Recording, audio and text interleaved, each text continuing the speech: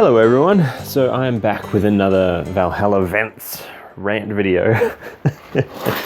And to keep this in theme, since the last couple have involved animal references, I've got a new animal this time, parrots. Now, I'm in the fortunate position to be a person, because of the ForgeCast I imagine, and the YouTube channel, a person whom other people approach a lot to answer questions about blacksmithing and bladesmithing. And there's a commonality to a lot of the questions that I wanted to address because I think that it is an important aspect of not only this craft, but life in general. And the recent coronavirus outbreak has highlighted this quite a bit. You may be noticing that everybody's buying up toilet paper en masse. And COVID-19 actually doesn't really have gastrointestinal symptoms. It's rare for it to in patients. So why are they buying up toilet paper? And the answer is because everybody's buying toilet paper. And you can prove this because there's a lot of media outlets have been interviewing people as they're coming out of the grocery store and saying, why are you buying up toilet paper? And people will just outright say, well, I saw everybody else doing it, so I thought I'd better get in while the getting's good. And that just makes more people do it. So what this rant is the importance of why in learning and training yourself and getting better and self-improvement and all that. Why is absolutely essential. Everybody focuses on the what and the how of things, but very infrequently do they ever look at the why. And the why is the most important part of learning something, anything, regardless of what it is. So a really good example that happens to me a lot in the questions that I get is regarding heat treatment of knives. So they'll say, should I heat my oil? And the answer to that question is not necessarily just yes, because I've noticed that a lot of beginners heat their oil, but they do it by just heating up a bar of steel and dropping it in their oil so that it brings it up to a hot temperature, because they've heard that heating your oil is a good idea when quenching knives in oil, and it is.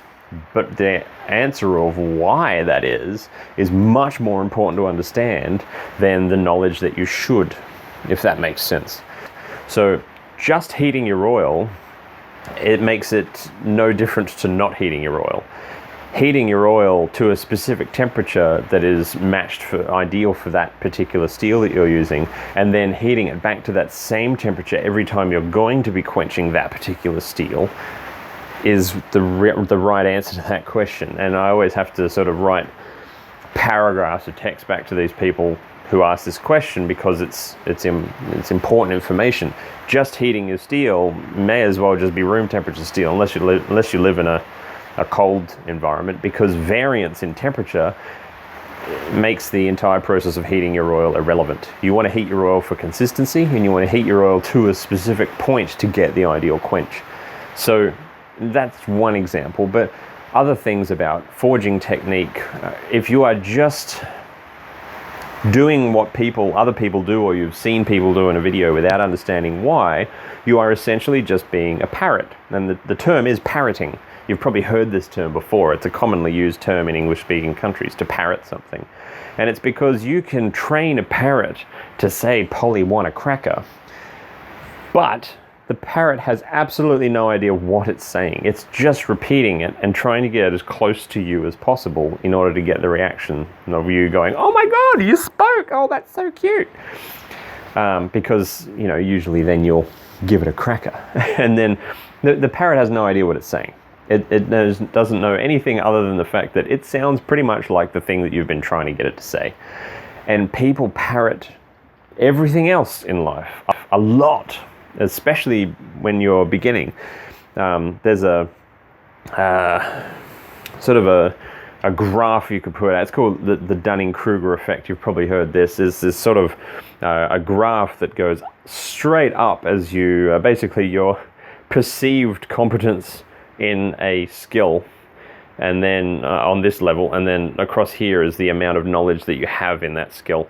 And you'll see it goes up pretty straight and then sharply scoops down and then goes back up again. And the problem that I'm talking about happens to be in the first part. When people start getting, you've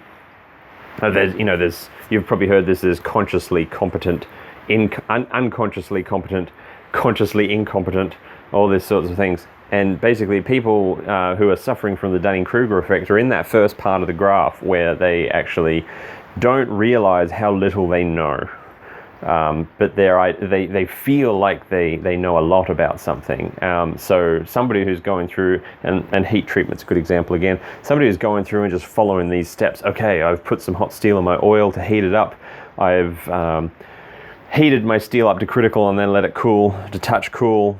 And I've done that 3 times by laying it flat on my anvil surface. That happens a lot. That's another example. Normalization.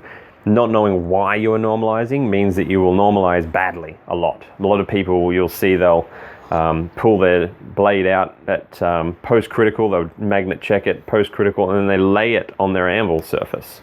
And the anvil surface is a heat sink that just sucks all the heat out of one side, and the other side heats a different, cools at a different rate, and you get warps and bends in it, and differences in grain growth in the actual steel. It's a horrible thing to do. So understanding why you are normalizing and what's happening makes you better at normalizing knives, because you'll understand it better and be able to perform it better. So just another example. But having somebody that thinks, I know all the steps to normalize a knife or heat treat a knife, and they're totally confident with it, they're either at the top of the Dunning-Kruger effect peak, or they are through and past the other side of the scoop and at the actual point where they are consciously competent and they know exactly what they're doing and why they're doing it. Now, I don't claim to be there at all. I'm actually probably in this part of the scoop, the skateboard ramp part, because there gets to a point where you suddenly realize and are conscious of how little you know about something. Now, I love learning, and I love to try and learn the why of everything, and I'm constantly learning. I'm of the belief that as soon as you stop learning, you have given up and you have failed. You should always be taking on more things, and I'm constantly improving. I have failure projects as well, just as much as I have success projects, and one day I hope to be closer up to that, the good end of that scale, but learning the why helps me do that a lot faster and keeps me out of the realm of the Dunning-Kruger effect. And I know there's probably going to be some trilby wearing neckbeards that say, you doing this video is making you affected by the Dunning-Kruger effect. Actually, it's not, because I am qualified in behavioral psychology. This is what I used to do before I got into blacksmithing and gave it all up. So I'm actually talking from experience here, not talking out my ass, so to speak. So this is one of these things that has been driving me mad for a long time. Next time you want to actually, if you realize there's something you don't know and you want to ask somebody about it, don't ask about the what. Don't ask about the how. Ask about the why, and then move on to learning the what and the how. And what I mean by what and how, the idea of quenching, like we talked about earlier, is one of those examples. The why is knowing what's actually going on when you put your blade, for example, into a quenchant medium. Know what's actually happening and why you're doing it for the end result of the knife. It's easy to say, I know it's hardening the knife, but why is it hardening the knife? Learn why. Once you learn the why, you can then move on to the what, which in this case is which quenchant that you are going to use. Some steels quench in air. And the how, which is temperature control. Timing is a big one. The art of dangling your knife rather than forcing it in, which you can force it in, but there's a knack to it that you have to actually try and ensure that you do correctly.